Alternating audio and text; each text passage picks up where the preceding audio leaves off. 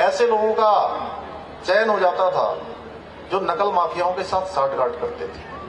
और मेरे सामने जैसे ही नकल माफियाओं का मामला आया, हमने सबसे पहले जो भी नकल में संलिप्त थे उनके खिलाफ कठोर कार्रवाई करी और 100 से ज्यादा नकल माफियाओं को जेल की सलाखों के पीछे भेजने का काम किया।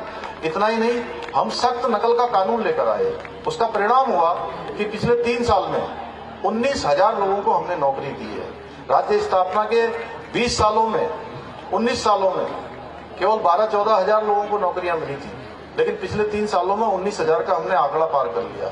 और मैंने संकल्प लिया है कि जितने भी हमारे ऐसे रिक्तियां हैं, जितने भी पद खाली हैं, उन सभी पदों को हम भरेंगे। इसके साथ साथ हमने लैंड जिहाद के खिलाफ भी कार्रवाई की है, क्योंकि आप लोग सांस्कृतिक जागरण कर रहे हैं, अपनी विरासत को आगे बढ़ाने का काम कर रहे हैं।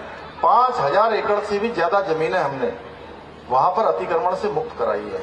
जहां पर कहीं पर कोई धार्मिक स्थान बना दिया, कोई कुछ बना दिया, और एक षड्यंत्र के तहत बड़ी जमीनें वहां पर कब्जा कर ली थी। और इसके साथ साथ हमने थूक जिहाद के खिलाफ भी कठोर कार्रवाई की है, क्योंकि देवभूमि उत्तराखंड जो भी आता है उसके मन में होता है कि यहाँ तो शुद्धता होगी, खाने में शुद्धता, रहने में शुद्धता, वायु में शुद्धता, जल में शुद्धता, खाद्य पदार्थों में शुद्धता।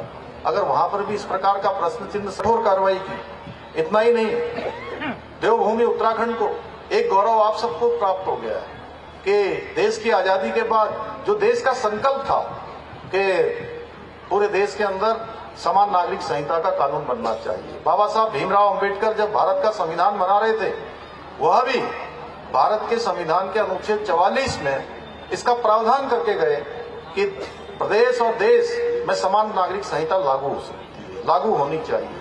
भाइयों बहनों, ये गौरव देवभूमि उत्तराखंड को प्राप्त हो गया है कि समान नागरिक संहिता का विधेयक बनकर तैयार हो गया, और इसी माह आपको समाचार मिल जाएगा, इसी माह हम इसको लागू करेंगे। और ये गंगोत्री देवभूमि उत्तराखंड से निकली है। जैसे माँ गंगा, यमुना, शारदा, काली, गौरी, गंगा, काफी सारी नदियां हमारी देवभूमि उत्तराखंड से निकलकर पूरे देश को जल और जीवन देने का काम करती है।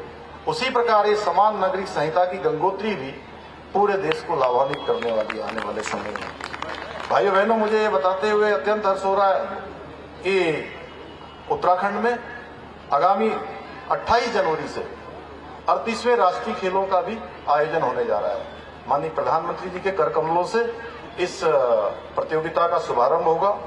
आज मैं इस मंच से आप सभी को आगामी राष्ट्रीय खेलों को देखने के लिए उत्तराखंड पधारने का भी आमंत्रण देता हूं। आप सबको मैं निमंत्रण दे रहा हूं कि आप सब लोग वहां जरूर आए।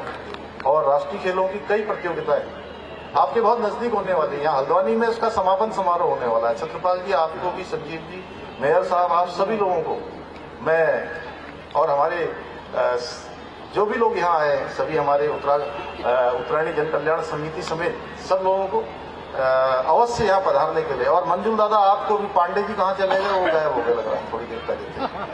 तो आप सभी को मैं आमंत्रित करता हूँ। आएंगे ना आप लोग?